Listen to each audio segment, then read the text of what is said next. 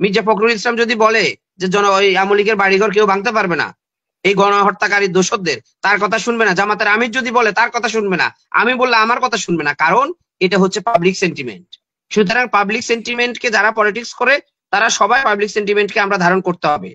জনগণ সিদ্ধান্ত নিয়েছে, ছাত্র জনতা, কোনো ব্যানারে না, সম্মিলিত নিজ নিজ ছাত্র জনতা সিদ্ধান্ত নিয়েছে তারা স্বৈরাচারের পদচিহ্ন বাংলাদেশ থেকে দূর করে দিবে। বাংলাদেশের পরিস্থিতি খারাপ করে, বাংলাদেশে অশান্তি বিরাজ করে ভারত যদি মনে করে তাদের 7 সিস্টারও ভালো থাকবে, সেটা আমার মনে হয় তারা ভুল করবে। তারা গত 15 বছরের যে হিসাব ছিল অ্যাজ ইউজুয়াল রাজনীতি, সেটা থেকে ভারতকেও বেরিয়ে আসতে হবে। শুধু খুনি হাসিনাকে না, তারা কেন সুযোগ করে দিয়েছে তাকে বক্তৃতা দেওয়ার জন্য? তারা খুনি হাসিনা গণহত্যাকারী, যেই গণহত্যার দোষর, যে গণহত্যার মামলা নিয়ে আছে, তাকে বাংলাদেশে ফেরত দেখ। পৃথিবীর কোনো দেশ তো তাকে স্থান দেয় নাই, ভারত কেন দিয়েছে? ভারত দিয়ে, ভারত এটা ভুল করছে। মানে এরকম একটা খুনিকে ভারত যত দ্রুত সম্ভব এটাকে বাংলাদেশে পাঠিয়ে বিচারের মুখোমুখি করা উচিত।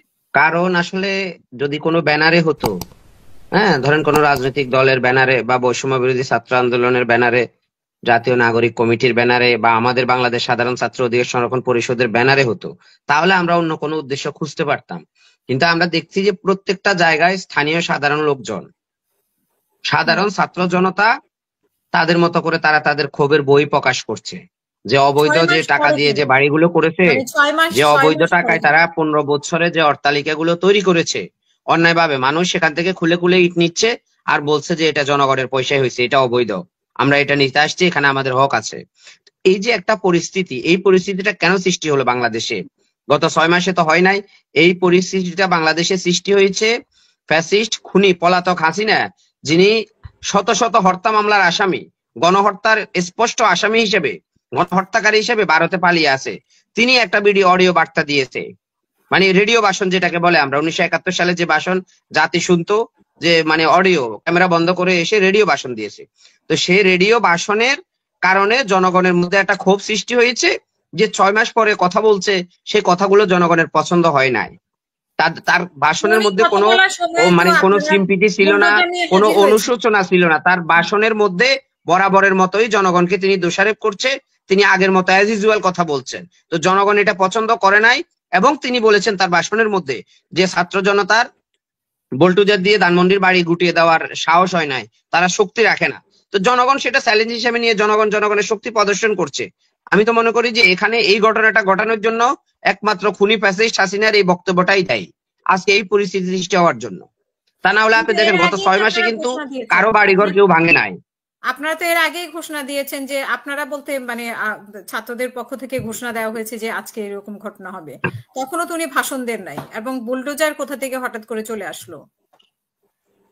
না না, বুলডোজার তা না, তো এটা তো খুব বেশি ইয়ে না। ধরেন ঢাকা শহরে যদি আপনি 4 মিনিটের মধ্যে আপনি 50টা 60টা বুলডোজার, এগুলো কোনো বিষয় না। বুলডোজার কোথায় থেকে আসলো এটা কোনো প্রশ্নও হতে পারে না। এটা একটা জায়গায় যদি বুলডোজারের প্রয়োজন মনে করে, সেখানে বুলডোজার আসতে 10 মিনিট সময় লাগবে।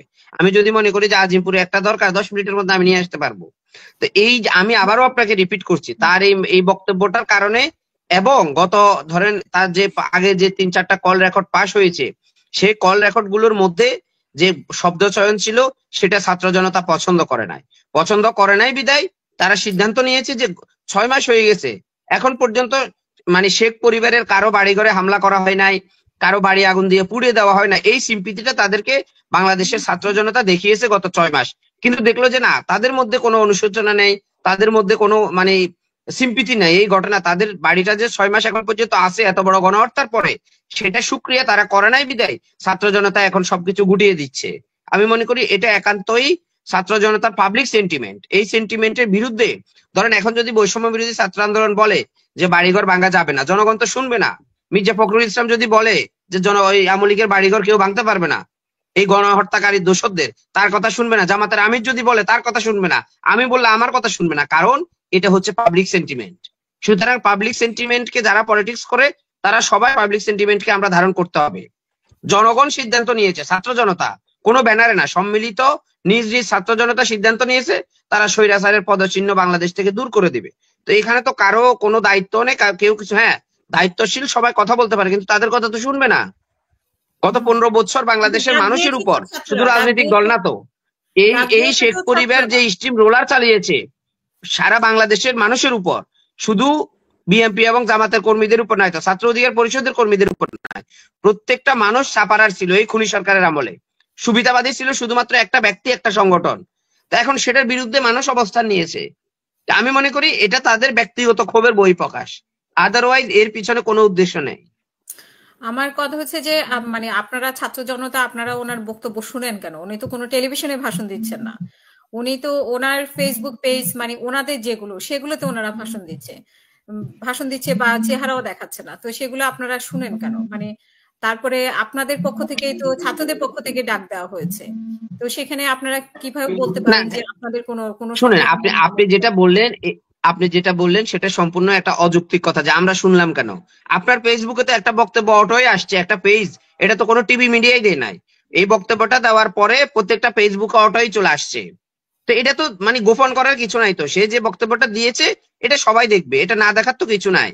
তো এটা দেখার কারণে যে পরিস্থিতি সৃষ্টি হয়েছে, এই পরিস্থিতির দায়ভার সম্পূর্ণভাবে খুনি হাসিনা এবং এই যেই দেশে তিনি পলাতক আছে, এটা দায়ভার ভারতকেও নিতে হবে। যে বাংলাদেশের পরিস্থিতি খারাপ করে, বাংলাদেশে অশান্তি বিরাজ করে ভারত যদি মনে করে তাদের 7 সিস্টারও ভালো থাকবে, সেটা আমার মনে হয় তারা ভুল করবে। তারা গত 15 বছরের যে হিসাব ছিল অ্যাজ ইউজুয়াল রাজনীতি, সেটা থেকে ভারতকেও বেরিয়ে আসতে হবে। শুধু খুনি হাসিনাকে না, তারা কেন সুযোগ করে দিয়েছে তাকে বক্তৃতা দেওয়ার জন্য? তারা খুনি হাসিনা গণহত্যাকারী, যেই গণহত্যার দোষর, যে গণহত্যার মামলা নিয়ে আছে, তাকে বাংলাদেশে ফেরত দেখ। ইন্টারপোলে তো রেড অ্যালার্টও জারি হয়েছে তার বিরুদ্ধে। তো তারা কেন হত্যাকারীকে তাদের দেশে রেখেছে এবং বক্তৃতা দেওয়ার সুযোগ করে দিয়েছে? তা আমি মনে করি এটা ভারতের কূটনৈতিক অদূরদর্শিতার অভাব, একদম স্পষ্ট এটা। তা না হলে ভারতের মতো জায়গায় পৃথিবীর কোনো দেশ তো তাকে স্থান দেয় নাই, ভারত কেন দিয়েছে? ভারত এটা ভুল করছে। মানে এরকম একটা খুনিকে ভারত যত দ্রুত সম্ভব এটাকে বাংলাদেশে পাঠিয়ে বিচারের মুখোমুখি করা উচিত। আমি মনে করি ভারত যদি বাংলাদেশের সাথে আগামীতে, ধরেন আগামী 50 বছর এই জেনারেশনের সাথে যদি তারা বন্ধুত্ব চায়, প্রতিবেশী সুলভ আচরণ করতে চায়, তাহলে তাদের প্রথম কাজ হচ্ছে বাংলাদেশের খুনিকে, বাংলাদেশের প্যাসিস্টকে বাংলাদেশে ফেরত দেওয়া, আইনের আওতায় নিয়ে আসা। এটা ভারত সহযোগিতা করবে আমার বিশ্বাস।